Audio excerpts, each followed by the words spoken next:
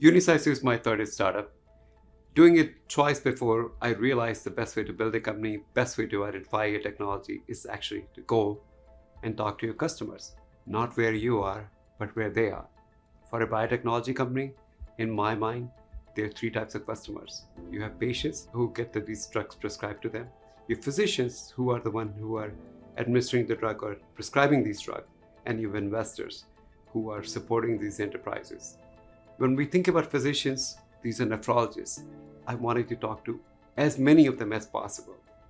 I decided I'm going to go and meet with them wherever they are. I fly out to New York, I go to Boston and meet physicians from Harvard, Mass General.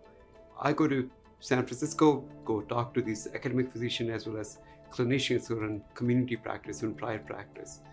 One thing seemed to emerge when I sit down with them, either in a fancy Italian restaurant or in their hospital cafeteria, that they all have very divergent opinions. Some of them have opinions which require technologies that will take decades to develop.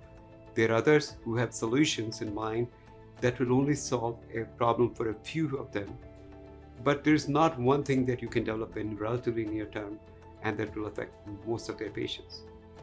Doing these travels, talking to these many people, getting these divergent opinions, I feel really frustrated and tired. And I'm thinking to myself, where will I go from here? I get a call from a friend of mine who says, why don't you go and talk to my friend? Let's call him Fred. Fred is a physician who is practicing in Central Valley.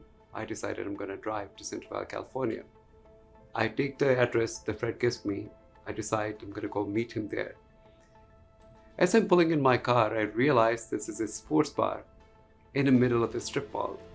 As I'm entering in, I'm beginning to wonder, am I in the right place? Is this the right thing to do? But I say, I already drove 4 hours. Might make the best use of my time here anyway. When we sit down, Fred says, he has had a long day. He really wants to relax, chill out. He orders some beer and fries. Neither beer nor fries are my thing. But I said, I'm going to go with the flow. After we get to know each other a little bit, I asked Fred the same question that I've asked before. Fred, if there was one thing that you could do for your patient, what would that be? Fred says, Shalabh, there are a lot of problems these patients have. But one problem that if I could have a magic wand, if I could solve it for them, and that would be to somehow reduce their pill burden. He says these patients are taking 20 to 30 pills per day. And they are not taking for a day or a week, they're taking for the rest of their life. If there's one way you could solve the problem to reduce the pill burden, that will help them a lot. Looking from my own experiences being a physician, I realized this is one thing that we can solve, not in 2 decades from now, but in very near term. And that gave us the opportunity, that gave me the idea. That moment in time became the pivotal moment for me to be able to figure out that oxylanthanum carbonate, a lead drug that we are developing at Unicycive for reducing pill burden, could be that solution that patients are looking for, that physicians are looking for.